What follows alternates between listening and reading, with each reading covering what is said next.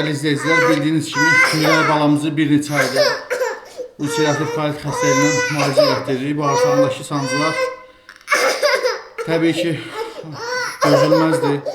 Məcbur olub paylaşırıq. Halımızdan anlayıb dəstək olan, dua edən hər kəsə təşəkkür edirəm. Ümid edirəm ki bizi başa düşəcəksiniz, dəstəyinizi əsirgəməyəcəksiniz.